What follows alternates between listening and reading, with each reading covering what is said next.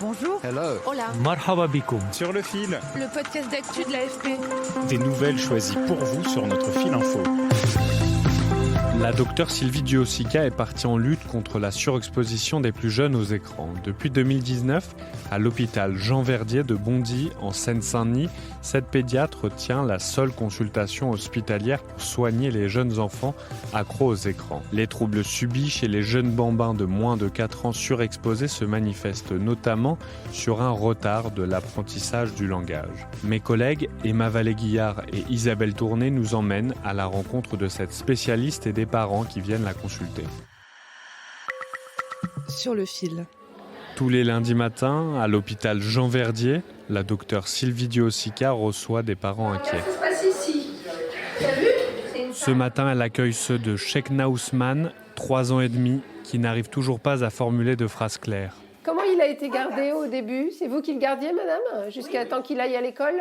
Qu'il faut aussi que Son vous... père Ousmane travaille dans la logistique et sa mère, Sissoko, est sans emploi. Elle raconte la situation de son fils. En fait, il passait toute la journée devant les écrans.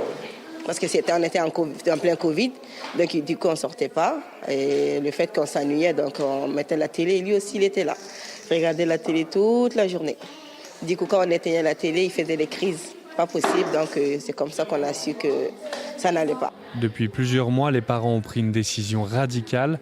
La télé a été remisée à la cave et ils ont acheté de vrais jeux ludiques. Fini les tablettes pour que la petite sœur ne prenne pas le même chemin. Je ne veux pas reproduire les mêmes erreurs. En plus, lui, il ne parle pas. C'est surtout le fait qu'il ne parle pas qui a tout déclenché. Il n'a pas parlé jusqu'à la maternelle. À part papa, maman, il ne disait plus rien. Alors que sa petite sœur, elle a commencé à parler à 18 mois. Chekna Ousmane, qui joue tranquillement au cube en écoutant ses parents, a progressé. Depuis plusieurs mois, il les regarde enfin dans les yeux et s'ouvre aux autres. Son histoire semble extrême, mais les enfants de 2 ans passent tout de même 56 minutes par jour devant les écrans en moyenne et on passe à 1h20 pour les enfants de 3 ans et demi, selon une étude publiée en 2023 par Santé publique France. L'Organisation mondiale de la santé recommande pourtant d'éviter toute exposition pour les enfants de moins de 2 ans et de ne pas dépasser 1 heure pour ceux qui ont entre 2 et 5 ans. Docteur Sylvie Duhau-Sica. Donc l'histoire qu'on a eue là, assez typique de ce petit garçon, c'est des parents qui ont utilisé l'écran, qui se sont fait avoir, ils l'ont dit d'ailleurs, ils ont dit on pensait que c'était pédagogique, on était un peu curieux de voir s'il allait apprendre des choses, et puis ils se sont fait complètement avoir, comme c'est souvent le cas, ce sont des petits garçons, très souvent, le plus souvent à cette consultation. Lors de la première consultation, les parents doivent remplir un formulaire pour que la praticienne évalue le stade de l'addiction, puis elle propose des changements à adopter.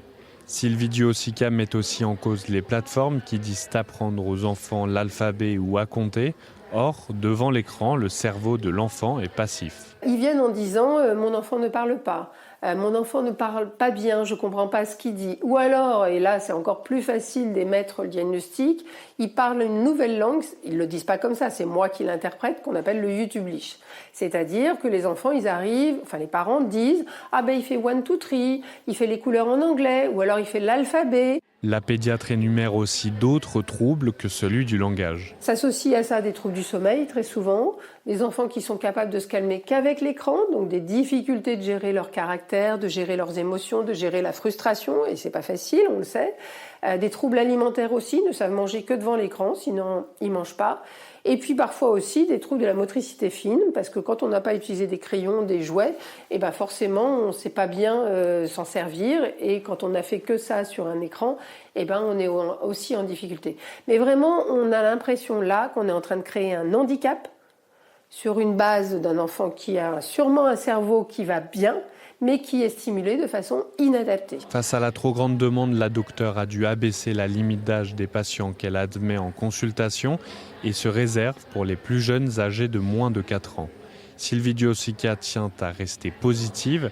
Si les changements sont mis en place, les bienfaits se font vite ressentir. Donc si on arrête cette stimulation inadaptée qui ne lui sert à rien, qui ne lui apprend rien, que le parent prend conscience comment il doit apprendre, que le parent arrête d'utiliser son écran devant l'enfant, c'est assez impressionnant Parce que l'enfant ressort de sa bulle, commence à regarder ses parents, commence, comme le langage naît dans le regard de ses parents, tout doucement il va comprendre ce langage non verbal, puis verbal et progressivement.